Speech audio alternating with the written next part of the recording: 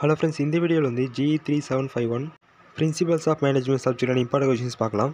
ரொம்பவும் ஈஸியான சப்ஜெக்டாக ஜஸ்ட்டு ஒவ்வொரு யூனிட்லேயும் பார்த்தீங்கன்னா ப்ரிஃபரன்ஸ் வைஸாக கொஷின்ஸ் சொல்லிடுறேன். அந்த கொஷின்ஸ் மட்டும் நல்லா படிச்சுட்டு போங்க, நல்ல மார்க் எடுத்துடலாம்.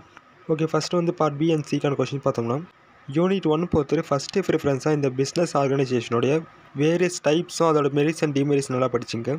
இந்த கொஷின் படிச்சிட்ட பிறகு ரெண்டாவது அந்த என்ட்ரி ஃபாயில் கான்ட்ரிபியூஷன், அதாவது அந்த 14 பிரின்சிபல் இருக்கும், அதை நல்லா படிச்சுங்க.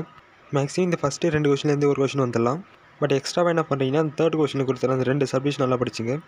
நெக்ஸ்ட்டு யூனிட் 2 பொறுத்தவரை ஃபஸ்ட்டு ப்ரிஃபரன்ஸாக அந்த டெசிஷன் மேக்கிங் கொஷின் வந்து நல்லா தரவாக படிச்சுங்க. அதில் இருக்கக்கூடிய அந்த steps and process, different types எல்லாத்தையும் நல்லா படிச்சுங்க. இதை படிச்சிட்ட பிறகு நெக்ஸ்ட் அந்த பிளானிங் டாபிக்ஸ் வந்து கம்ப்ளீட்டாக படிச்சுங்க. இதுலேயும் வந்து பார்த்தீங்கன்னா அதில் இருக்கக்கூடிய steps, objectives, need, sketch, purpose இதெல்லாம் நல்லா படிச்சுங்க. இந்த யூனிட்லையும் பார்த்தீங்கன்னா இந்த ஃபஸ்ட்டு 2 கொஷின் போதுமானது தான். ஸோ எக்ஸ்ட்ரா வந்து 3ஆவது கொஷின் வந்து டைம் வந்தால் படிச்சுங்க, அப்படிலாம் ஃபஸ்ட்டு 2 கொஷின் நல்லா தர படிச்சுங்க. நெக்ஸ்ட்டு யூனிட் 3 பொறுத்தவரை இதில் வந்து பார்த்தீங்கன்னா ஃபஸ்ட்டு கொஷின் வந்து 3 சப்டிஷனில் கொஷின் கொடுத்துருப்பேன்.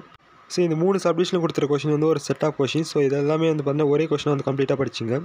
இந்த கொஷின் படிச்சிட்ட பிறகு நெக்ஸ்ட் அந்த கரியர் டெவலப்மெண்ட்டில் வரக்கூடிய அந்த பர்பஸ், ப்ராசஸ் நல்லா படிச்சுங்க. அதுக்கப்புறம் இந்த ஃபங்க்ஷனல் ஆர்கனைசேஷனுடைய ஃபீச்சர்ஸ், டிபெண்டன்சி, மெரிட்ஸ் இதெல்லாம் படிச்சுங்க. ஸோ இந்த மாதிரி கொடுத்த அந்த ரிமைனிங் கொஷின் நல்லா படிச்சுங்க. மெயினாக அந்த ஃபஸ்ட்டு கொஷின் மட்டும் நான் மோர் ப்ரிஃபரன்ஸ் கொடுங்க. நெக்ஸ்ட்டு யூனிட் 4 பொறுத்தவரை மோட்டிவேஷனும் கம்யூனிகேஷன் டாபிக் கம்ப்ளீட்டாக படிச்சுங்க. இந்த மோட்டிவேஷன்லேயே பார்த்தீங்கன்னா இந்த மோட்டிவேஷன் தியரி ரொம்ப இம்பார்ட்டன்ட். அதே மாதிரி இந்த கம்யூனிகேஷன் பொறுத்த வரைக்கும் barriers and how to overcome இந்த டாபிக் ரொம்ப இம்பார்ட்டன்ட். ஸோ நல்லா படிச்சுங்க. ஸோ இந்த 2 டாபிக் நீங்கள் கம்ப்ளீட்டாக படிச்சிட்டீங்க, கண்டிப்பாக வந்து பார்த்தீங்கன்னா மினிமம் ஒரு கொஷின் அட்டன் பண்ணிடலாம்.